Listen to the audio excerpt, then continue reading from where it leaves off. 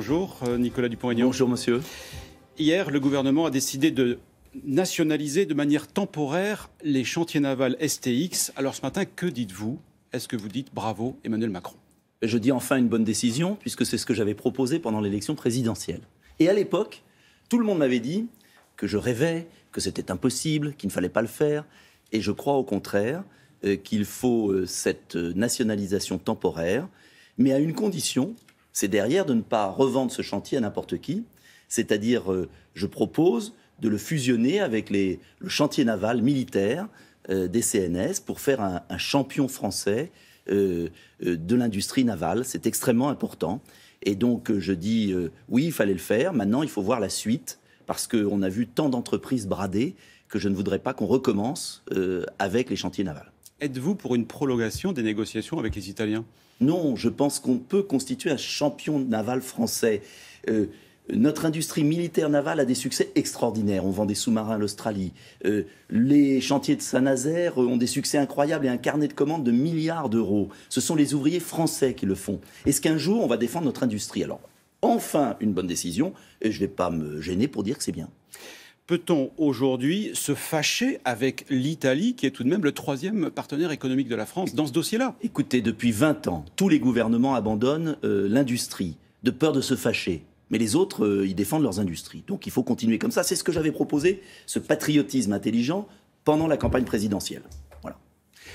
Aujourd'hui, autre dossier, Emmanuel Macron ne veut plus de campements de rue l'an prochain. Il souhaite la création de hotspots, c'est-à-dire des lieux de traitement de demande d'asile. Alors non pas en Grèce et en Italie comme c'est le cas aujourd'hui, mais en Libye ou bien dans des pays d'Afrique. Alors peut-on aujourd'hui filtrer des migrants dans des pays où la sécurité n'est pas assurée? Il faut le faire. Là aussi, je l'avais proposé. Mais le vrai problème et la vraie contradiction d'Emmanuel Macron, c'est qu'au moment où il dit ça, pour endormir l'opinion et faire croire qu'il est ferme, on n'a jamais été aussi laxiste dans les flux migratoires.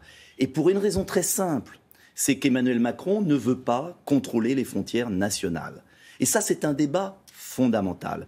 On doit contrôler les frontières françaises. Car vous pouvez créer tous les hotspots de la Terre en Libye ou ailleurs. S'il n'y a pas de frontières nationales, ils viendront d'une manière ou d'une autre. Un autre point, Emmanuel Macron dit cela pour rassurer les Français, mais au même moment, il dit qu'il veut construire à nouveau des logements. On dépense des milliards d'euros pour accueillir des migrants. C'est normal d'accueillir des demandeurs d'asile, mais pas des migrants économiques. Et au même moment, Emmanuel Macron réduit l'aide au logement pour nos concitoyens qui sont en très grande difficulté sociale. Et là, trop, c'est trop. C'est-à-dire qu'on ne peut pas, d'un côté, réduire l'aide au logement, supprimer l'impôt sur la fortune pour les actifs financiers, dépenser des centaines de millions pour des migrants qui arrivent et nous faire croire qu'il va les bloquer en Libye. Tout ça est très hypocrite, franchement.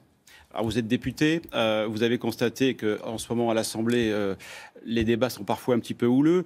On a constaté une nouvelle fois la nuit dernière que les députés de la France Insoumise ont quitté l'hémicycle après un énième problème en séance. Qu'est-ce qui se passe à l'Assemblée en ce moment? Il y a un problème d'autorité? Est-ce que ça va au-delà? Il y a un problème d'amateurisme, mais les nouveaux députés apprendront. Mais il y a autre chose, c'est que le président de la République veut tous les pouvoirs. Il veut un groupe en marche à sa botte. Et on a vu des scènes surréalistes où j'ai vu de mes yeux, il y a 2 jours, la présidente de l'Assemblée refaire voter parce que les députés En Marche ne votaient pas comme le gouvernement. On n'a jamais vu une pression de l'exécutif à ce point. Et on comprend pourquoi, parce qu'on voit, les députés En Marche ne pas savoir ce qu'ils doivent voter. Alors ils se regardent entre eux, et quand on voit les mesures que le gouvernement veut faire voter, et je prends un exemple très important. On nous a parlé d'une loi de moralisation.